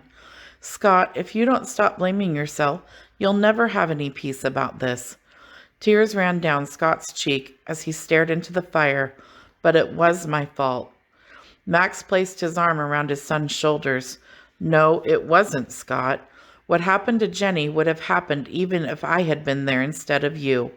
We have to accept that some things happen in life that are beyond our ability to control. Scott looked at his father. So it really wasn't my fault? Max shook his head. I've tried to tell you that, son, for a long time. Realizing that Max and Scott needed a few minutes of privacy, Ellen and Zachary turned toward one another to make conversation. I've been admiring your tree ornaments, Ellen, Zachary began. They're so unusual. I started collecting them when I was a little girl. The bells, too? Those are Jenny's. Ellen walked over to the tree, lifted a bell off its branch, and handed it to Zachary as she explained. Ever since she was a baby, Jenny has loved bells. Max says she inherited it from his grandmother. We have made a tradition of giving her a bell every Christmas. Zachary held up the shiny brass bell and admired it. It's beautiful. Which one is this year's? He asked, handing it back. Ellen frowned as she took the bell and positioned it back on the branch. We didn't get her one this Christmas. It's been hard, hasn't it? The worst year of our lives, she smiled weakly. As Ellen looked at Zachary, she realized he was no longer a stranger to them. After the events of the past 24 hours, he was now their friend. Scott and his father turned around and faced them. Scott was still wiping his eyes as Max shot them a satisfied look and announced, "We're ready to open presents if you two are." Zachary looked surprised. "You open your presents on Christmas Eve?" "Just one apiece," Ellen qualified. "Let's open them in Jenny's room, Mom," Scott suggested. "Good idea, Scott," Ellen said, glad to see that her son's demeanor had noticeably improved. "Pick out your present and I'll be right back." She left the room and returned carrying a gift. "Zachary, this is to you from all of us." Ellen handed him the gift. "Careful, it's heavy." Zachary looked delighted, then frowned. "I'm sorry, I don't have a thing for any of you." He looked at them apologetically.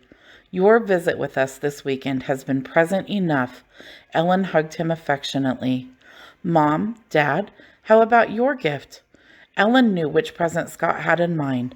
"Why don't you pick it out for us?" she suggested. She was busy rummaging under the tree, looking for Daisy's gift to Jenny. There, she had found it. With gifts in hand, they moved into Jenny's bedroom and gathered around her bed. "Scott, open your sister's gift first," his mother said, handing him Daisy's present. Scott sat on the edge of the bed, peeled the wrapping paper off, and lifted out a square of delicately stitched material. "Look, Jenny, it's a—" He unfolded the material, hoping to get a better idea of what it was he was holding. His mother laughed. "It's a pillowcase, Scott. A beautifully brocaded pillowcase," she added, examining it closely. "Max, would you lift Jenny's head so I can put it on her pillow?" Ellen smoothed out the pillow and placed it back beneath her daughter's head. For a moment, everyone was quiet. What Daisy had reported was fresh in their thoughts as they looked at Jenny. "She looks as if she could wake up if you spoke too loudly," Zachary observed quietly.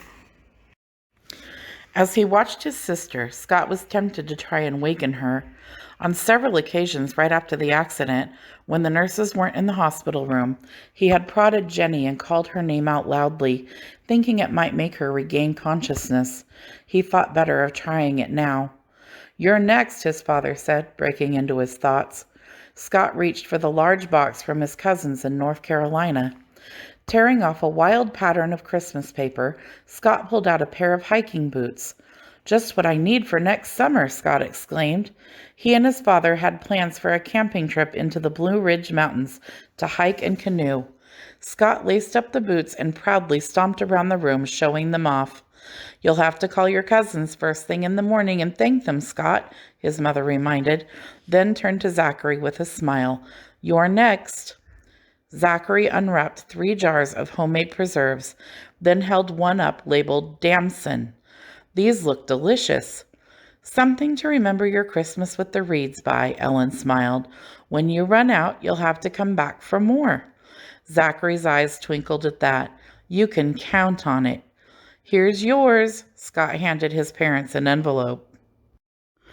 His mother opened the card and read it, while his father looked over her shoulder. She lifted out 2 $50 bills. "What a nice gesture, Scott," she said, handing Zachary the card to read. "That's mighty thoughtful, son." His father patted him on the back. The card promised a weekend getaway for just the 2 of them, while Scott helped Daisy take care of Jenny. After this past year, Scott knew they badly needed the rest. Max picked up the Bible on the night table. "Since Jenny missed the play tonight, why don't we read the Christmas story to her? Zachary, will you do the honors?" "What if, instead, I tell a story of that first Christmas night as I once heard it. Everyone liked Zachary's idea and hastily found a seat. Ellen dimmed the lights so only the Christmas tree shined into the room. Then, with the entrancing voice of a master storyteller, Zachary began by describing the village of Bethlehem and the outlying countryside of 2,000 years ago. With vivid detail, he described the appearance of the angel that night to an unsuspecting group of shepherds watching their flock outside of town. As Scott listened to Zachary describe the accompanying heavenly host, he watched the tree lights twinkle and allowed their magic to carry him back in time to that ancient night. To Scott, the shepherds had always been vague characters in an often told story, but tonight their story came to life. According to Zachary's legend, one of the shepherd boys who visited the manger that Christmas night later helped Joseph and Mary, along with baby Jesus, escape the city before King Herod could find the Christ child and have him killed. Herod had decreed that all boys under the age of 2 be massacred in Bethlehem and the surrounding area. But with the shepherd boys' help, the child Jesus escaped to Egypt. Many years later, Jesus, the man, would return the favor and save the shepherd's own son's life when he was gravely ill. When Zachary was finished, no one spoke for a long while. The poignant story had been spellbinding. Scott finally broke the silence. "Where did you hear that story, Zachary?" "Long ago, someone told me." "Is it true?" "I believe it is." Scott's eyes were filled with wonder. "Boy, I'll never think of the shepherds in the same way again." "Wouldn't it be wonderful to add Zachary's legend to our Christmas pageant?" Ellen suggested. "Could we do that, Zachary?" Scott asked. "I don't see why not. Do you think you could write the script?" Scott contemplated the idea. "I'd like to try." Ellen was still thinking about the story. So the shepherd boy helped save Jesus' life, and later, Jesus saved the grown shepherd's son? That's amazing. Zachary nodded. It allowed the Messiah to demonstrate the law of reciprocity. What do you mean? The law of reciprocity is the spiritual law that governs the golden rule. It's our reward for doing unto others first. Like what you experienced today. You befriended the Fincastles, then returned home tonight to hear the wonderful news about Jenny. Scott studied his friend. Does that mean my sister is going to recover, Zachary? Don't put Zachary on the spot like that. Ellen shook her head at Scott. Zachary smiled. I don't mind. Anyway, I'm not the one who can answer that question, Scott. Just remember that there are laws governing the spirit realm, just as there are laws of physics. You trust gravity to work, don't you? Scott nodded. Then you can trust the spiritual laws to work too. For the first time since the accident, Scott felt a peacefulness about his sister. He stifled a yawn, suddenly feeling an exhaustion settle on him. Ellen realized the day had finally taken its toll. Son, she prodded him up, you've got to get to sleep. Scott struggled to his feet. Poor thing, he's dead tired, Ellen said. He's not the only one, Max yawned. Before moving back to the living room, Ellen double-checked the monitor on the night table. She kept the matching monitor next to their bed so she can listen for Jenny at night. Tonight, she wanted to make doubly sure she would hear any noise Jenny might make. Back in the living room, Ellen gathered up the empty mugs while Max helped to pick up. They were both eager for bed. Mind if I read by the fire for a while? Zachary asked. Not at all, they said. They were saying goodnight to Zachary as Scott came in.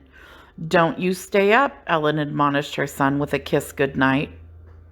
Scott plopped into the wing chair across from Zachary, who was busy reading his Dickens story. Scott thought about the day as he tried to digest its events. The bags of presents left on the Fincastle's porch was still a mystery. He watched Zachary for a few moments with a shrewd gaze before he broke the silence. I'm curious, Zachary. Did you have anything to do with those presents tonight? Presents? Zachary looked up from his book. The bags left on the Fincastle's porch. Good heavens, Zachary chuckled. What are you saying? Scott felt foolish mentioning it. How could Zachary have had anything to do with it? They had been together all day. Then he remembered noticing Zachary missing at church. Where did you go during rehearsal tonight? I looked over where you were sitting and you weren't there. Zachary thought a minute. I was probably borrowing a phone to make a call to my home office. Oh, Scott shrugged. His imagination was getting the best of him. His thoughts drifted to the Packard. He still wanted to drive Zachary's car. Why don't we plan to go check on Charity first thing in the morning? Laying the book on his lap, Zachary's face seemed to sadden. You know, I will have to be going once Charity's running again. I do have pressing business. Scott leaned forward and stirred the fire with the poker. When will you be passing through Richmond again? Can't say exactly. I hope soon, though. Will you come see us? Of course. Scott leaned back in his chair. I wasn't looking forward to this weekend, Zachary. Not until your visit, anyway. The flames seemed to be engulfing his thoughts. As he tried to concentrate, dreamlike figures appeared in the fire and moved along the logs. The figures began reenacting the day's events as his eyes slowly closed. Scott didn't know how long he'd been dozing when Zachary nudged him. You should be getting to bed, Zachary spoke in a hushed voice. I finished my book. Here. He held out the leather-bound edition of A Christmas Carol. Would you like to read it? Sure, Scott replied groggily. He barely remembered taking the book, plodding up the steps, and putting on his pajamas. He was asleep before his head hit the pillow. Chapter 10. It was 8 o'clock the next morning when Ellen woke her son. They had all overslept. She watched with amusement as he looked around his room, still groggy-eyed. Don't you remember what day it is? She asked. Scott stared at his mother with a blank face. Then his eyes popped open. Christmas! He flung back the covers and landed on the floor with one motion. She gave a laugh as he rushed past her and bounded down the steps. His father was stoking a fire as he rounded the turn into the living room. He quickly scanned the room to see if he had gotten what he wanted. There it was. He could see one end poking out from behind the sofa. He rushed over and worked the yellow kayak out into the middle of the room. It was a whitewater, the exact model he had wanted. He stroked the one-man canoe as he gave it a once-over. Merry Christmas, his father said with a grin, watching his son from the fireplace. Looks like you're ready for this summer. Was that what you wanted, Scott? His mother asked from the doorway. Yeah, it's perfect. Why don't you go get Zachary? He won't want to miss this. Scott gave the kayak one last look, then bounded back up the stairs. When Zachary didn't answer after the second knock, he opened the door and peeked inside. The room was empty and the bed made. That's odd, he thought. Noticing a present lying on top of the bed, he walked over and picked it up. It was for Jenny. Beside the present lay a small envelope addressed to him. A strange feeling came over him as he pulled out the note and began reading. Dear Scott, on the chance my car will start, I am taking my leave early. There is a client I really must visit in West Virginia before Christmas Day is over. Please give your parents my heartfelt thanks. I will never forget their gracious hospitality. I know the law of reciprocity will return, a blessing for your kindness to me. Please keep my Dickens book as a reminder of our Christmas weekend together. Your friend, Zachary. Still holding the letter, Scott ran to the top of the stairs and called his parents. Mom, Dad, come quick. What is it? They said, hurrying to the steps. Zachary's gone, he said, motioning for them to come up.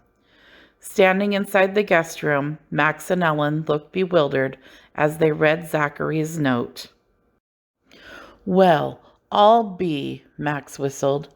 He left a present for Jenny. It's on the bed. Ellen walked over and picked up the present. She held it and stared out the window thoughtfully. What do you make of it, honey? Max asked. I'm not sure. Her voice sounded distant. Max scratched his head. I guess he had a client that couldn't wait. He told us as much all along. Well, let's see what he gave Jenny, Ellen said, moving back downstairs. They gathered around Jenny's bed as Ellen carefully removed the wrapping paper. Perplexed that Zachary had left without saying goodbye, they were now curious to see what was inside. Ellen gasped as she lifted out an ornately carved silver bell. I've never seen a bell so beautiful or unusual. How in the world could Zachary have known Jenny liked bells? Scott asked, his eyes wide with surprise. Ellen shook her head, mystified. Last night, while the two of you were talking, I showed him Jenny's collection. But there was no way he could have had the opportunity. Scott took the bell and held it close to his sister's ear. Listen, Jenny, he said, ringing the bell.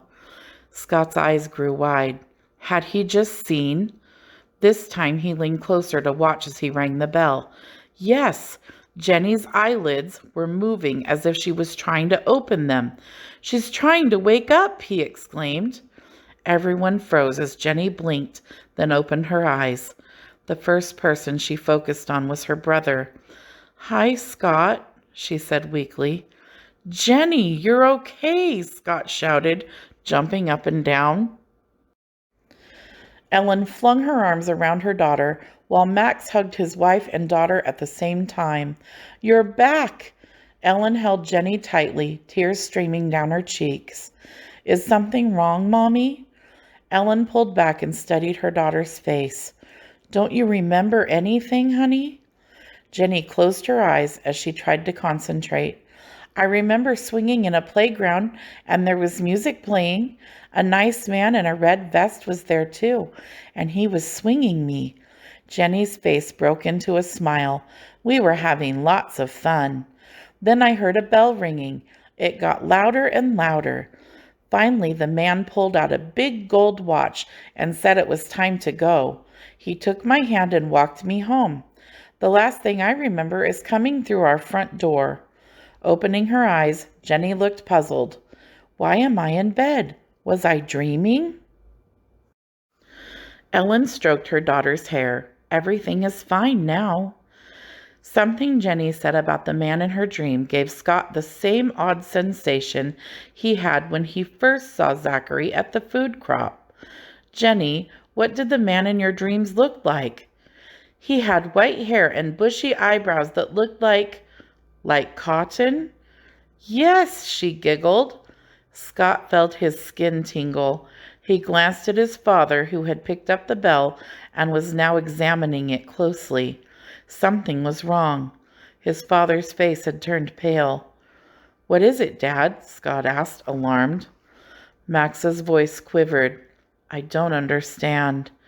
This looks like the bell, the present I gave her that day. Who, Dad? The room was quiet as Max hung onto the bedpost for balance. He seemed disoriented. Grandnana. It was the day Grandnana died. I'll never forget that day. It was during Christmas break and I was playing basketball that afternoon. A man who I had never seen before came to the gym to say Grandnana had taken sick. I was to go to the hospital immediately, he said. He gave me a ride, dropped me outside, and told me her room number. I was getting out of the car when he handed me a present, saying it was for her. My parents, your Oma and Opa, were already there when I walked into the hospital room. They wanted to know how I knew to come, since there had not been time to notify the school. When I told them about the man, they were puzzled. No one knew anything about him. While I was trying to explain about the present, Grandnana motioned me over to her bedside and had me open the gift. Inside was a bell that looked just like this one. Scott gazed at the bell with new interest. When Grandnana saw the bell, she just smiled and whispered that it was an angel who had brought me to the hospital. With a voice so weak I could barely hear, she explained that as a little girl she had heard a legend attached to our family, how in times of past crisis our family had been visited by a stranger who, afterward, left a bell. Some said he was an angel. Scott noticed his father's eyes looked glazed. I admit I never put much stock in Grandnana's story before, Max pondered as he gently fingered the bell. I guess that's why she loved collecting bells so much. What happened next, Dad? Scott asked. Grandnana drifted off soon afterward, holding the bell and wearing the most peaceful smile. Later, when I went outside to look for the man, he was gone. Whoever he was has remained a mystery to this day. I never saw him again. Max's eyes were moist, but it was because of him that I got to tell Grandnana goodbye. Was this Grandnana's bell, Daddy? Jenny asked, reaching for the bell. I'm not sure. Turning to Ellen, Max still looked baffled. I always wondered what became of that bell. How could Zachary have... Ellen thought she was beginning to understand. Dad, Scott asked, do you remember what kind of car the man was driving when he carried you to the hospital? His father's brow wrinkled as he tried to remember, then his eyes grew big. Why, it was a Packard. Max's jaw dropped in disbelief as he realized what he was saying. Well, I'll be. That's why Zachary's face looked so familiar. But that was 25 years ago, and he looked the same then as this weekend. Scott turned to look out the window as he tried to piece everything together. Suddenly, he noticed the change of weather and hollered, Hey, it's starting to snow. We're going to have a white Christmas after all. You mean it's Christmas? Jenny asked excitedly. They nodded and helped her sit up so she could see. After a minute, Jenny looked back at them puzzled. Who is Zachary? Ellen smiled at her daughter. He was a very special stranger who visited us this weekend. Scott was shaking his head. But who was Zachary, really? Just a minute and I'll tell you. Ellen's face seemed to glow as she reached over to the nightstand to pick up the Bible. She found the passage she was looking for and began reading. Don't forget to be kind to strangers, for some who have done this have entertained angels without realizing it. Now Scott understood. I want to hear about Zachary, Jenny said impatiently. Scott smiled. Already his sister was sounding like the Jenny he remembered. You tell her, Scott, his folks nodded. Okay, Scott said, climbing onto Jenny's bed. Settle back and enjoy the snow, little sister, while I tell you about our family's special guest. The end.